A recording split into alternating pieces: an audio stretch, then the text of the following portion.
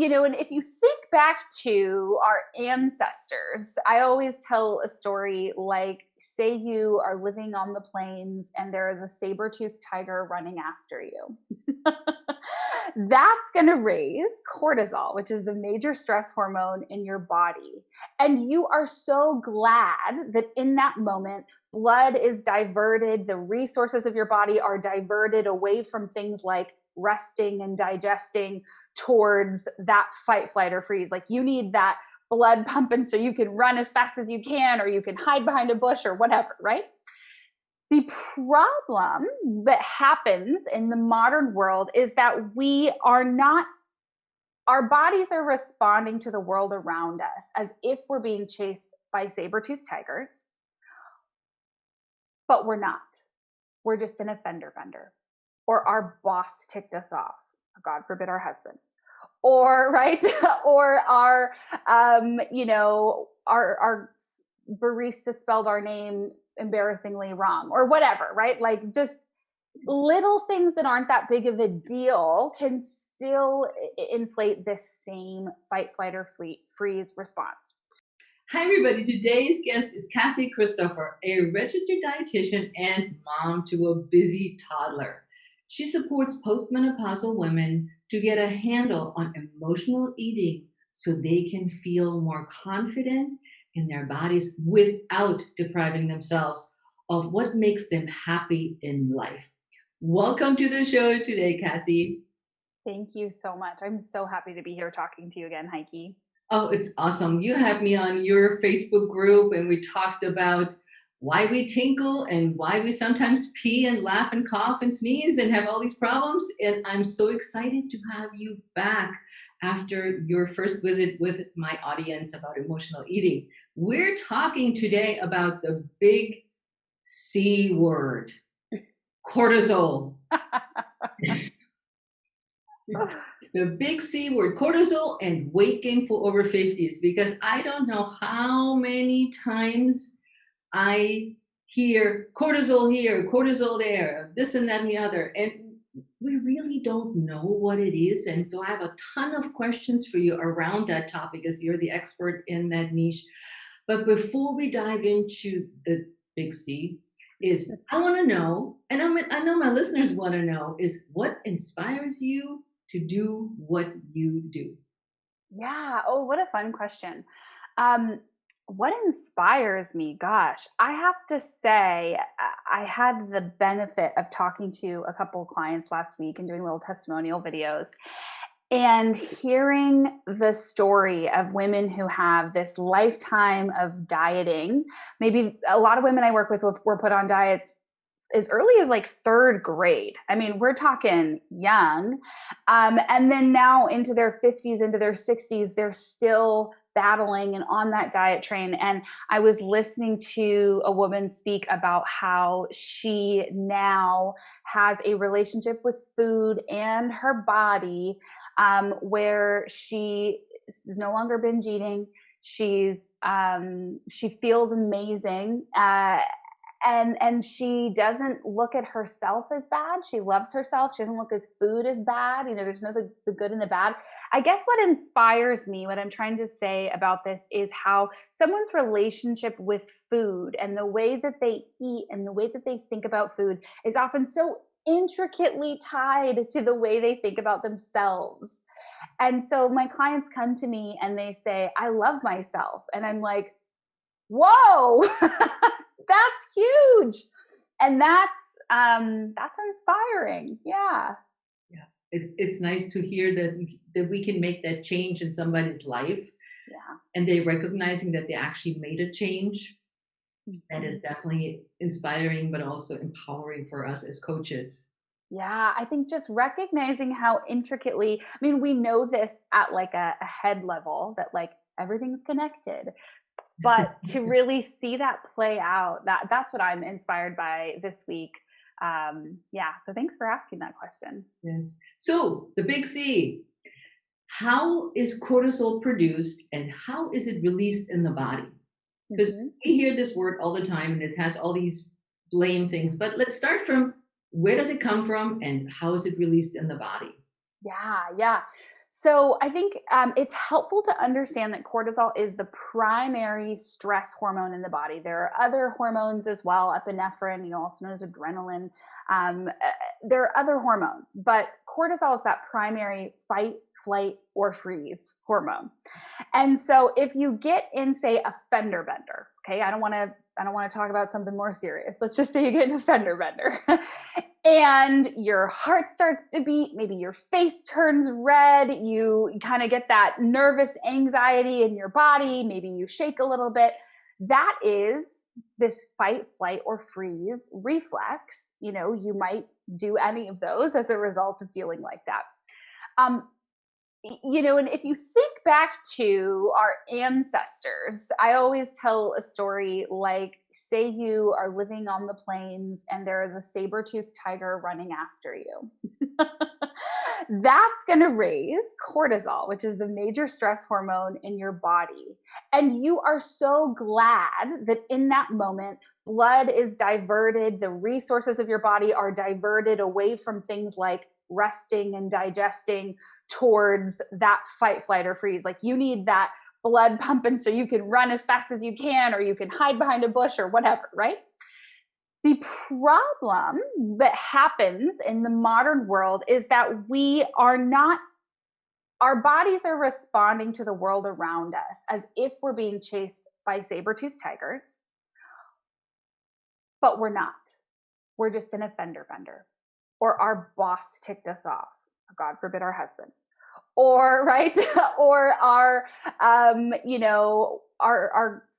barista spelled our name embarrassingly wrong, or whatever, right? Like just little things that aren't that big of a deal can still inflate this same fight, flight, or freeze response. And so when that happens, what's happening is the adrenal gland in your brain is producing this stress hormone cortisol and sending it out to the rest of your body to say, hey, something's going on here. And what happens as a result, beyond those symptoms I mentioned, the red face, the fight, flight, or freeze kind of responses, is your body tries to conserve. Really what your body is doing in terms of energy balance is it's trying to make quick energy. Mm-hmm. And many of us would prefer that our bodies would be burning fat, right? And what cortisol does is it actually causes the body to create blood sugar for energy rather than using fat. So then the consequences of that is that your body then shifts into fat storage mode because the hormone insulin is triggered. This can cause insulin sensitivity as well. So if you have excess cortisol over time, you end up with, you can end up with conditions like, diabetes or prediabetes. And then cortisol moves fat from other parts of the body to the belly. So you get more belly fat, weight gain. And then I also see cortisol lead to some rather pretty extreme cravings, which we can talk about more in detail, but just understanding how cortisol comes into play when we're talking about weight. And then there's that psychological factor as well, where when you feel nervous and anxious and stressed, yes, you get the food cravings and you do the stress eating, but even more, like, it's hard to care for yourself well because you're kind of in that survival rather than thrive mode. Is that making sense? I can tell you about what raises cortisol as well, if that's helpful. Oh, we get to that too, but is there ever too much or too little cortisol? Yeah, both. Both. So the idea being, some of your audience may have heard words like adrenal fatigue. Okay. And the idea is when you get these signals that you need the cortisol and you're stressed over and over and over again, initially you'll have a higher cortisol. And then what can happen is if it happens for a long time and it's a chronic problem, then the adrenals just get fatigued and you might have a low cortisol levels. And essentially the things that you do are more or less similar in both situations. It's all about really nourishing and caring for your adrenal glands, whether they're high or low. Um, but I also want to clarify, I'm talking about subtle shifts, things that may not come up if you have your doctor test your blood for cortisol. Um, Which if was one of my other questions. Go ahead. Okay. Yeah, it's important to know because there are legitimate, I don't want to say legitimate diseases, like what we're talking about isn't legitimate, but there are, diagnoses like Addison's disease where your cortisol is just very imbalanced. And that's, if you have that, like you're going to know because it'll be a big problem in your life. Your medical team will be working on it. So what I'm talking about here are more these kind of subtle shifts that we can have in our lives. Yeah, because I hear this in conjunction with cortisol is that, like you said, the Addison's disease, which is not what we're talking about because we're talking about weight gain, but also the adrenal fatigue that the medical community right now has fallen in love with, because that's like, so I don't know how many women have told me that they have adrenal fatigue. Right. And they need to do all these things. And I'm like, that's not my expertise, but I'm just wondering why that is, or is this just because the cortisol levels are out of whack? And like you said, you said it nicely. It's like they're just anxious all the time. And there's a lot of other things that can tax your adrenals or raise cortisol. One that is very prevalent for this audience is menopause. Research shows that the menopausal transition can raise cortisol levels. So it's interesting that you're seeing a lot of that with the women you work with, who I think mostly are postmenopausal women. Is that correct? Yeah. So they've been through that change, had the cortisol levels raise as a result, and now are maybe dealing with the after effects. Yep. Other things that can raise cortisol is inflammation in the body. So one of cortisol's roles in the body is to lower inflammation. If anyone has ever taken, medications to lower inflammation, oftentimes it's steroids, it's cortisol. So they know kind of what that effect feels like. So conditions like arthritis, any autoimmune issues, blood sugar imbalance is another thing that can raise cortisol. So diabetes or prediabetes, all of those things can result in elevated cortisol. A big one is poor sleep, which is interesting because that often happens in the time of menopause as well, separately from cortisol. But cortisol actually controls your circadian rhythm. It controls your sleep-wake cycle. And so if you are not sleeping well, that's going to cause an imbalance in cortisol. And if cortisol is imbalanced, it can mess up your sleep. So it's like a chicken or the egg. In terms of weight gain, which I know we're talking about here, there's really good research. A 2015 meta-analysis showed that for every hour of sleep that you're deprived, you eat an additional, how many calories would you guess, Heike? Maybe you know. Okay, I'm going to go for 200. 380 calories for every hour of sleep you're deprived.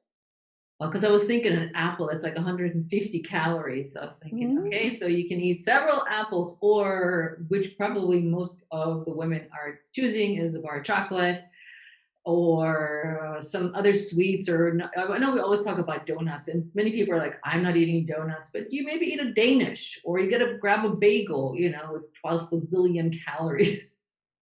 Or like a frappuccino, right? So we're thinking like caffeinated drinks because you're tired that have more sugar in them. That's you're going to be more likely to do something like that when you're sleep deprived than if you aren't and you're just having a latte, and that's okay with you. So how do you measure cortisol? Because I never knew that. Yeah, so cortisol can be measured via the blood, via the urine, or via saliva. And, as I said, if you go to your doctor more often and you say, hey, I want a cortisol test, they'll probably say you really don't need one. You don't have any, signs of like Addison's disease. So you don't need one. And really, I think it's because our current testing methods just aren't that great. The body controls the amount of cortisol in your blood to such a finite, degree that if it was out of balance, it would mean something serious, like you have like an adrenal tumor or something, right? Like it would be like a big problem.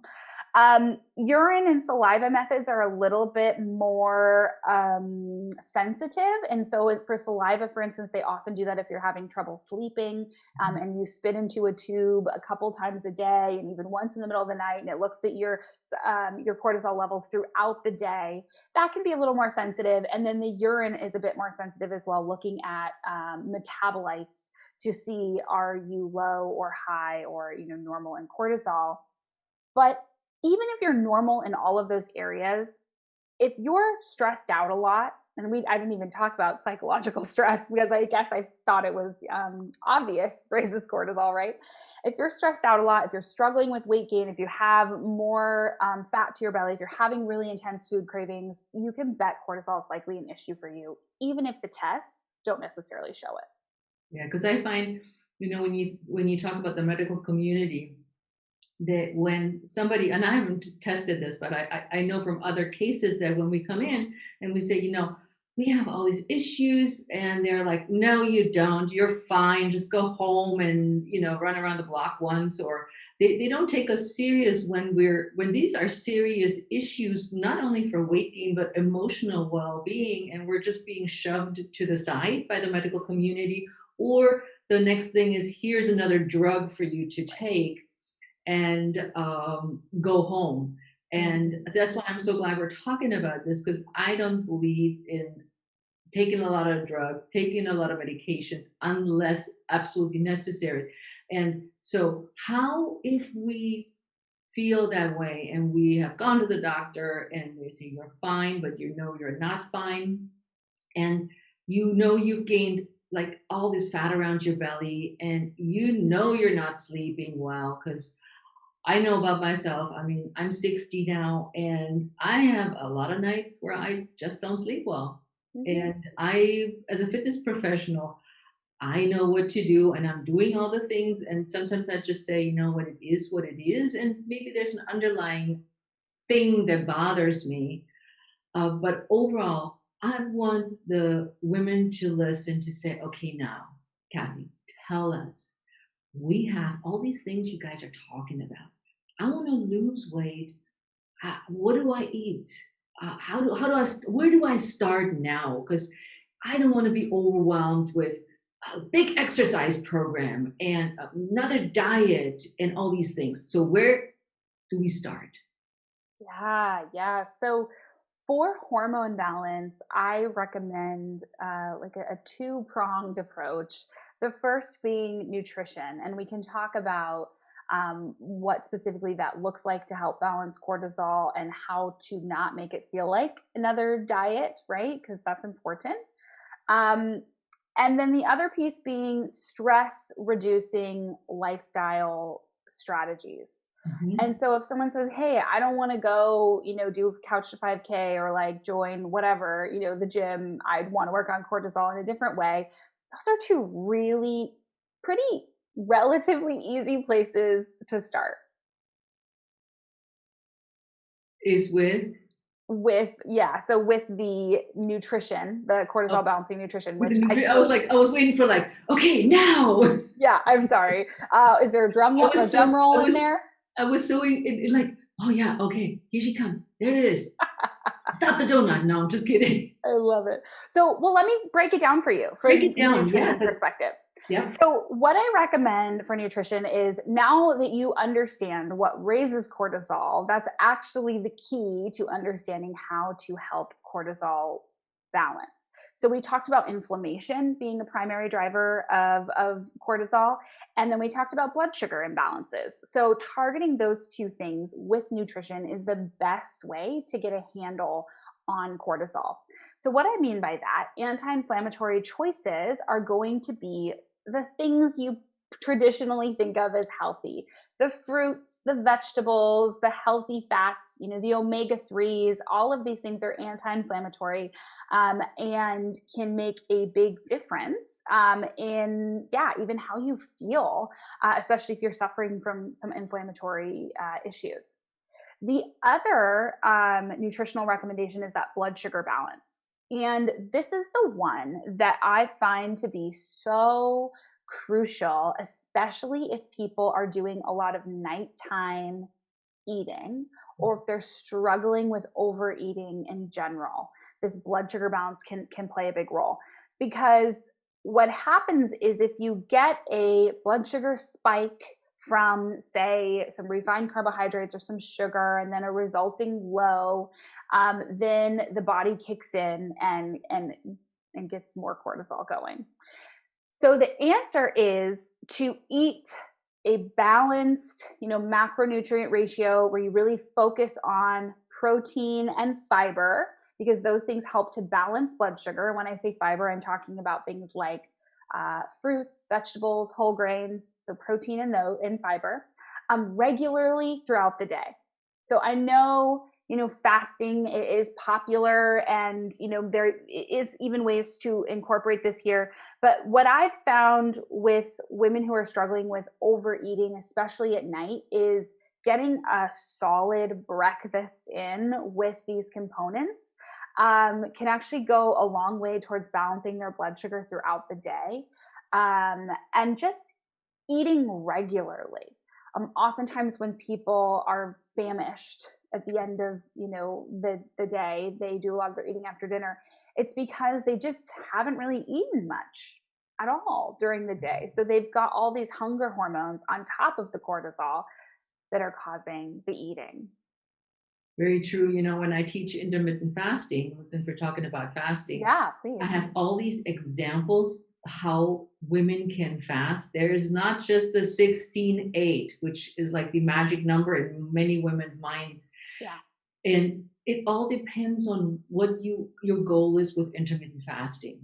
Is like you said, if you want to lower your sugar cravings, or if you want to balance out your hormones, you got to look at fasting a little bit differently than just saying, oh, I'm going to do the 16-8, I'm going to the 4-2, whatever is out there. And I talk about this with my group of women about this. And I'm like, you have to choose which one works for you, because not all fasting is for everybody.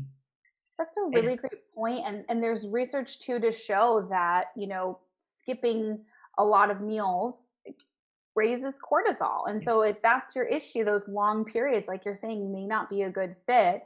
And, it's great that there are professionals like you helping people, I guess, giving people permission to listen to their bodies. Like, hey, this can still work for you, but like, figure out, does it feel good? How are you feeling with this? That's a great. And I was just recently interviewed for a summit where we talked about intermittent fasting, and the interviewer says, I really want to know. And she said, I get, what is it called? Hangry? Hangry. She said, I get really hangry when I don't eat for 14 hours. And I'm like, well, then do eat earlier. Yeah. Give yourself permission. Don't get hangry. Just, eat when your body says, oh yeah, it's time. Because there is the fine line, and it ties in with you, what you're coaching, is that the hormones just, the insulin levels drop or raise depending on where we are. Yeah. And when you get to that feeling in fasting where you're just drained, that's not a good place to be. So if you want to intermittent fast and lower your cortisol level and lose belly fat, you got to listen to the two of us, peeps. That's right. Combine the modalities here, because that's a really great point. So go ahead. So you don't want to go too long without having a complete meal. Yeah. So that's really, so the anti-inflammatory and the blood sugar balancing are the two keys for nutrition. Now, something that you mentioned that stuck out to me earlier when you said people don't want to feel like they're on a diet. And I am all for that. So when I work with people, I do not provide lists of what not to eat or things that they can't have. Rather, we talk about the abundance of things that they love, that they can have, and ways to work food in. I mean, we're talking about eating more. And oftentimes you might say, well, eating more and weight loss, how are these two things connected? But They are so connected because this history of dieting, the yo-yo dieting throughout life, actually decreases the metabolism. And I'm sure you see this too. I get women coming to me and they're like, if I eat anything more than 1,200 calories, I immediately gain 5 pounds. And it's like, yikes, you can hardly meet your vitamin and mineral needs at 1,200 calories. That is just not enough food. Yeah. And so if your metabolism is so depressed to the point where you can't even meet your nutrient goals, that is a big problem. And the answer is not to then go and do an 800 or 900 or 1,000 calorie diet. Yeah.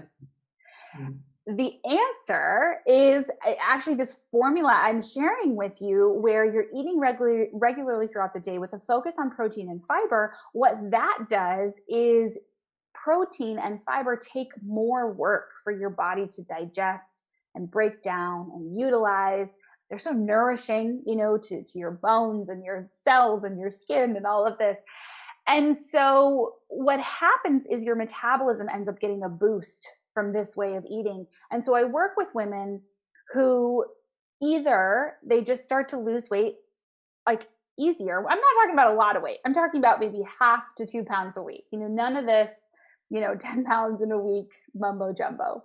But it feels easy because they're not counting or tracking or whatever. Or I also consider it a win. And I had a conversation with someone recently. I said, look, I will consider it a win in my work with you if you get to the end of my 14-week program and you're eating more food and not gaining weight. Mm-hmm. Because a lifetime of that yo-yo dieting, it can take a while to get that metabolism up and running. It's possible. I'm not saying it's not. It's just, as I was telling her, in the scope of a 14-week program, we may just get you to the point where your metabolism is like good enough to eat 1,600 calories or, more than you were before. Oh, yeah. What was her response? At that, she was in it. This is a woman who had been on and off Optavia for probably about 10 years. And she was ready to do something that really nourished her body and freed her from overeating. Nice. Because that's one thing that happens with cortisol when it's high, and research shows, and I love, when I imagine them to be men in lab coats, but maybe women were involved in this research, that when cortisol is high, people tend to eat more. Oh, stress eating, that's a thing. I didn't realize. And so people get these pretty intense cravings with cortisol. Either it feels, I call it a style 1, because I don't have a better gimmicky name for it, but craving style 1, where you feel like you're addicted to food, you feel compulsively like you have to eat, or impulsive, you can't say no. Or craving style 2, where you're just preoccupied with food. You can't stop thinking about it. It's on your mind all day. Like you're kind of always exercising willpower to not go to the vending machine or the cupboard. Mm-hmm. And so this blood sugar balance that I'm talking about really does a lot to decrease those cravings. I had a client named Anna. She was like one of these eloquent people. Like everything that came out of her mouth, you could make a bumper sticker out of it. And she said to me, after about 1.5 weeks of working on this nutrition plan, that she finally had the freedom to make healthy choices because that blood sugar was balanced, her cortisol was balanced, and she was feeling good. Mm-hmm. And so the hormones, you can't fight those with willpower. So for anyone out there who's just feeling out of control or feeling like they don't have enough willpower or self-control or self-discipline, if they're wondering, what's wrong with me? What personality defect do I have? What character defect do I have? And you're resonating with what we're talking about here, I just want to say it's not your fault. It's not your fault. These hormones are so powerful. And, no amount of measly willpower, right back to the saber-toothed tiger, is going to stop you from running from a saber-toothed tiger. There's a pretty strong self-preservation instinct there. So what I hear then in that same context is, Cassie, is that then women are going for the sugar buster diet, mm-hmm. the I'm not going to have any sugar at all. And I think that's also maybe I'm wrong. It's a wrong approach to go all or nothing. Because when you're so conditioned to eating something that raises your cortisol level and affects your adrenals and your insulin and all this stuff, and then just going like gung ho, no, I'm so proud of myself. I haven't had a piece of sugar in any form, not even a carrot. What are your thoughts on that? So I would first like to point out that what you just described to me is really actually a disordered way of eating. So I think that's important to recognize that belief that you can't have any sugar or something bad will happen, and now you're starting to cut out even healthy foods, and you have anxiety or fear around eating these foods. That's consistent with, you would have to go see some people to get help, but some disordered eating patterns. Mhm. And that's really common in the weight loss space. And in fact, this is my perspective as a registered dietitian who's been in this industry for a while. So let me give that little grain of salt. A lot of people who do weight loss have eating disorders themselves. And so you have to be really careful who you are learning from. Mhm. And I love that you said all or nothing thinking. That's a really big sign of having an unhealthy relationship with food. And I don't say that with shame or judgment. I think that's what happens when you've been on and off diets your entire life. You can't trust food. It feels unsafe. But I just want to point that out and say, like, yeah, there's a better way. Like, there is some good healing to be had. Mhm. And so this idea that you should cut out all sugar, it's logical, but it's not helpful. Yeah. Yeah. I've seen this in other menus in my practice with different things where it's the all or nothing uh, approach, or the I cut a lot of stuff out, and it's been fueled for so long Yep. by the fitness and nutrition industry that it's really hard to fight against this. Or you're seeing, the before and after pictures, which I mean, here's my bikini picture before, and you don't look good, it already, and then you lose all this weight because you did drastic things only to go to good for a while, and then you repeat the program again because you couldn't maintain what it is that you were trying to achieve. And Yeah. it is we're here to educate all of you out there who see the video that we're recording and the audio. Spread this news that it's not a healthy way to go. And so, going back to our cortisol, we know now fiber, balanced meals, eat in frequent intervals. Go, Cassie. Yes. Yeah. Okay. Well, we should have another session where we talk about all or nothing thinking, because I could go on and on. But yeah, so that's the nutritional component, the anti-inflammatory and blood sugar balancing pieces that you just succinctly summarize. And then the second piece is stress management lifestyle practices. And so this can be different for people, depending on what they need. But in general, um, I recommend some mindset work around self compassion on the one hand, Yes.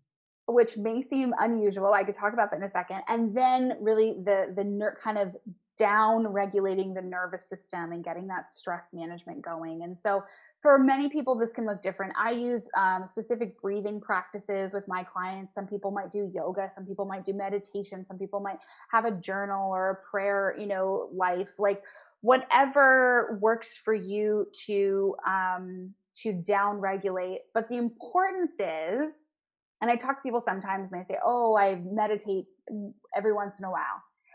And I just want to say, like, meditation may not be for you. Like, that's kind of the cool thing right now. Like, if you're someone who can't do it regularly because, like, it's just really uncomfortable and you're not a big fan of it, just choose something else. Like, find something that you really like doing that you can do regularly. Now, I use breathing practices with my clients Very, very simple, just regular breathing. Pay attention to your inhale, pay attention to your exhale for, some amount of time every day. And this is based on research that shows it lowers your cortisol. The other interesting thing your audience might like to know about breathing practices is there is quite a bit of research that shows if you do breathing practices 2 times a day for 15 minutes each session over the course of, I think, 8 weeks or so, 8 to 12 weeks, it can actually lower the incidence of hot flashes. Ah, So there you go, because the hot flashes are often triggered by the nervous system. And here we get this whole connection then to, cortisol and stress and menopause and hormones.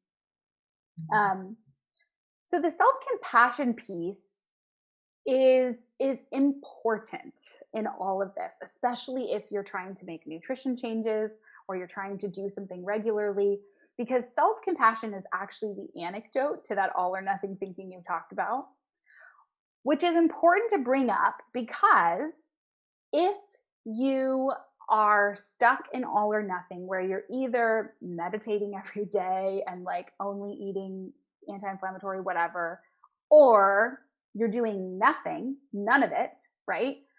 You never make any progress. And that's hard. That's hard on your adrenals. That's hard, that bouncing back and forth. That's hard on your body. And so rather, when you can be self-compassionate and know that you are experiencing something and it's difficult and you're kind to yourself in the midst of that, then you'll see the partial successes, the partial wins, and you'll be able to actually regularly implement some of these things that we're talking about. Because hearing about them and not implementing them is a big waste of your time. So I'll save you the time and say, rather than beat yourself up for not meditating more often, right? Pick something that you enjoy, that helps you feel good when you're stressed. Do it as regularly as you can. And when you do it, celebrate that you're doing it, rather than just thinking about how you wish you did it more often and beating yourself up for not doing it enough. oh God.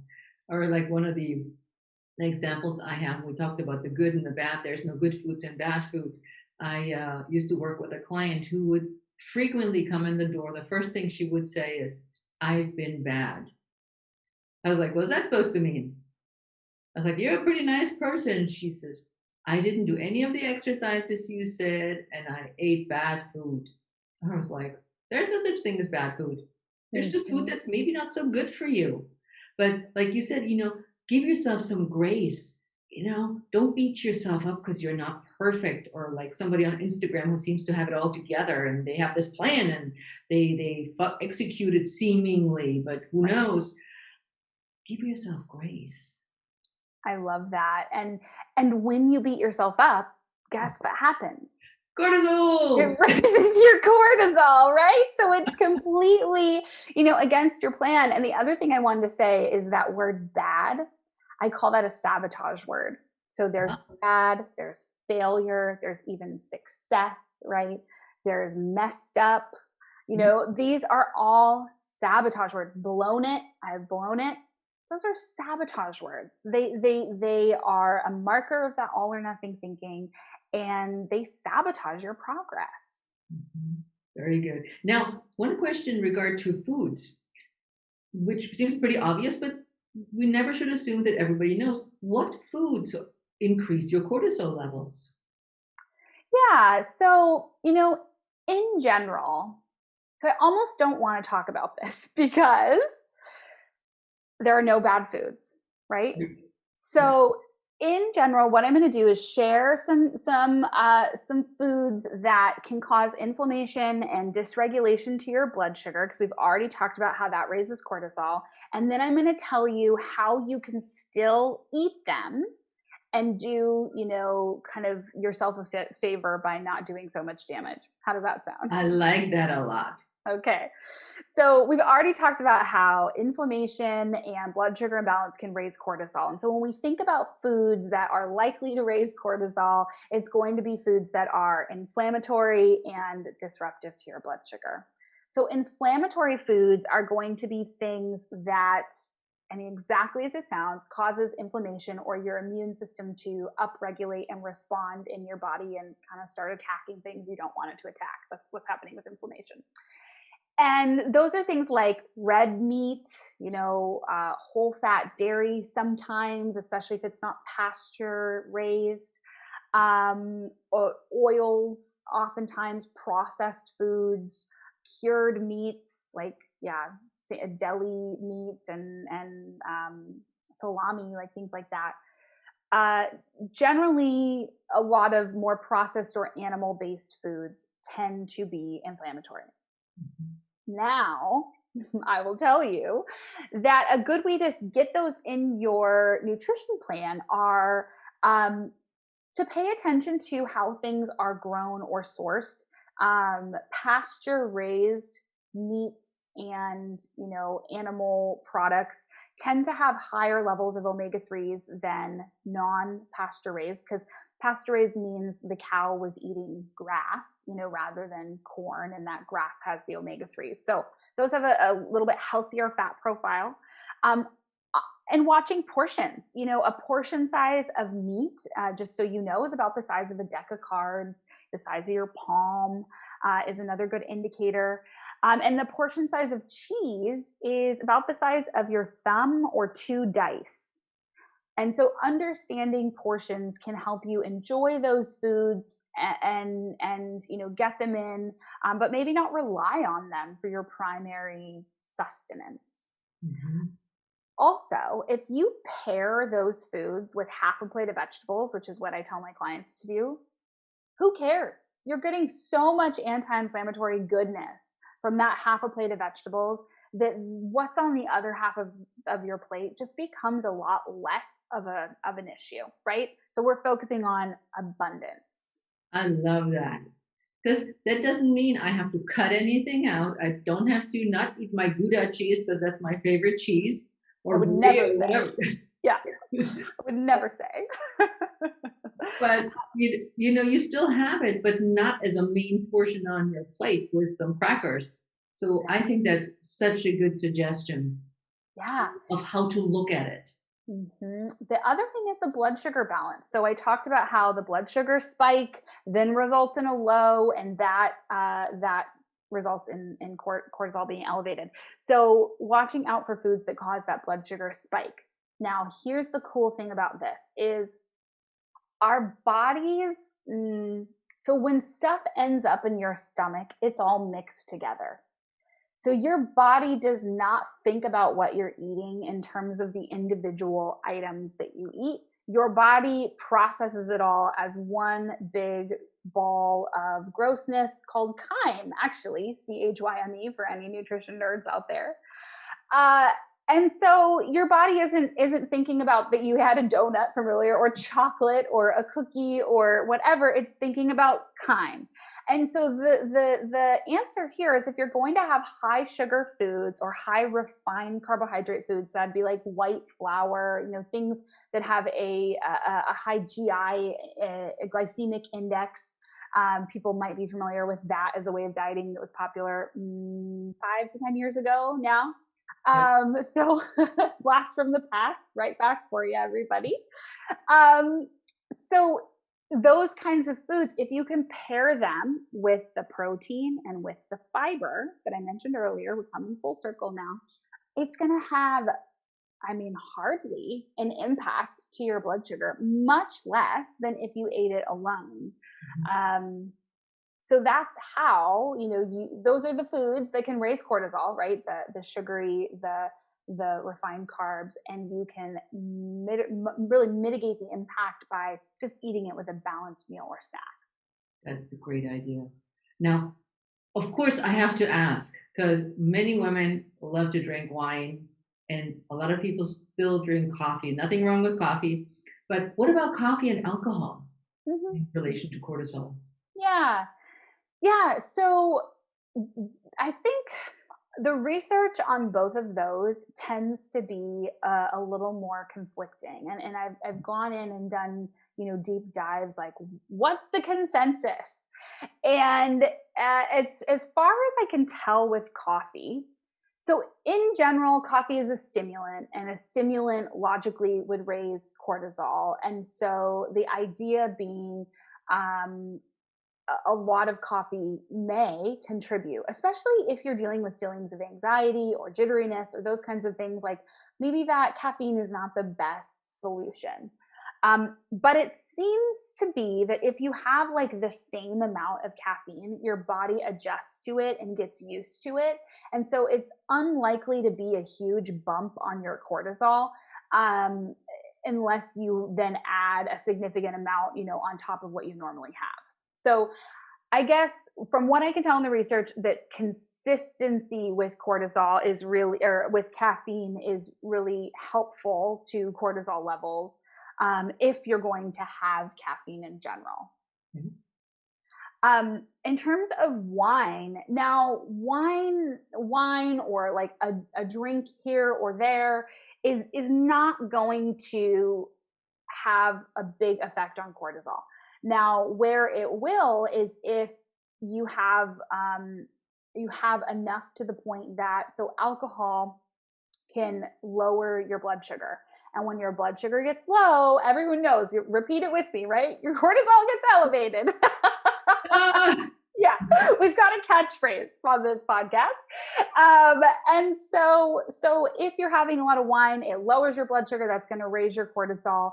The other thing wine can do is interrupt your sleep, which raises cortisol. And so, in general, keeping alcohol to an occasional thing is probably going to be best if you're dealing with cortisol issues.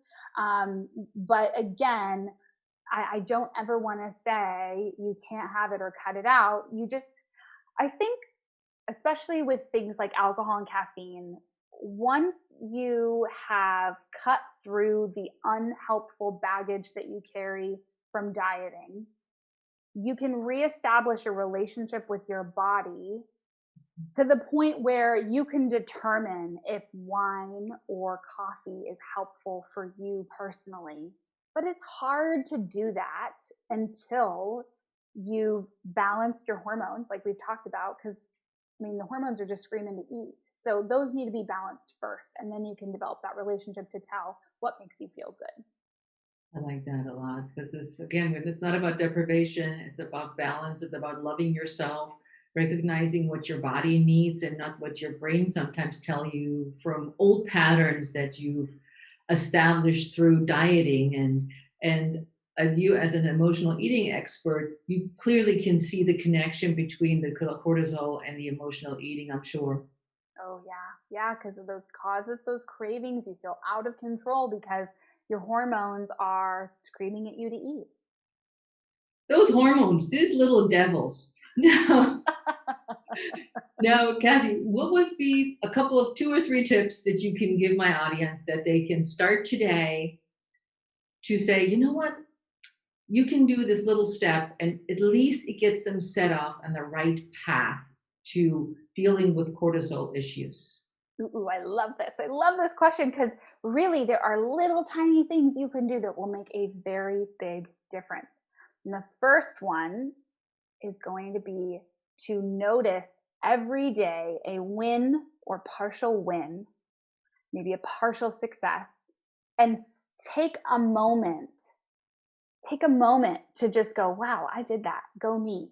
And really like bask in that win, to celebrate. And I talk to my clients sometimes about, oh my gosh, I just got off the phone earlier. Oh my gosh, you've lost 8 pounds in 14 weeks and you're sleeping better and you're moving more and you don't have as many cravings and you're feeling less stressed even while you were tapering off an anxiety med. Oh my gosh, I'm freaking out. I'm like, how are you going to celebrate? And she's like, oh, well, we're going away for the weekend this weekend. Yeah, but you're not doing that because of your accomplishment. The accomplishment's getting swept under the rug. Mm-hmm. So you need to take a moment to notice those accomplishments. That's going to help with the compassion that we talked about. And that's going to help you keep making progress because you're going to see, I'm doing it. I'm doing it. And the next day, I'm doing it. Until eventually, wow, you're eating salads all the time. Who is this person, right? The second, I'm not saying you have to eat salads all the time. Let me tell you, I cannot eat a salad for dinner. It's just like, it's against my beliefs. It just doesn't feel good to my body. Lunch, fine. Breakfast, even, yeah, okay, but not for dinner. Anyways, the other piece being protein. So oftentimes when I talk to people, especially if they're trying to embrace more of the plants, the anti-inflammatory plants, they just forget about protein. And there's a lot of amazing protein sources. Whatever nutrition plan you follow, just Google, like vegan protein or whole foods plant-based protein, or just good protein sources, healthy protein sources, right? Whatever it is you do, focus on protein. That's going to, again, be that protein and fiber component that helps balance your blood sugar, make you feel full, and reduce your cravings. And then, my third tip would be, gosh, how do I choose? My third tip would be to pay attention to how you personally feel. Not how you think you should feel or how you want to feel. Because especially Heike mentioned, I do emotional eating. Oftentimes we eat because we would rather not sit and feel how bored we are. We would rather not feel how stressed we are. I don't want to be stressed. I'm annoyed that these things are happening to me in my life. So I don't want to be stressed. I'm going to eat. And so if you can just start to establish that relationship with your own body by checking in and saying, like, what's going on right now? And in the beginning, it's so frustrating for people that I work with. They're like, I can tell I'm feeling something, but I don't know what it is. So I just want to tell you that's normal. So that'd be my third tip. It's a little thing you can do. Go ahead. It's like, I love this because they're really simple. Be grateful, pat yourself on the back for little accomplishments. Eat protein, which I'm all about as well as an athlete.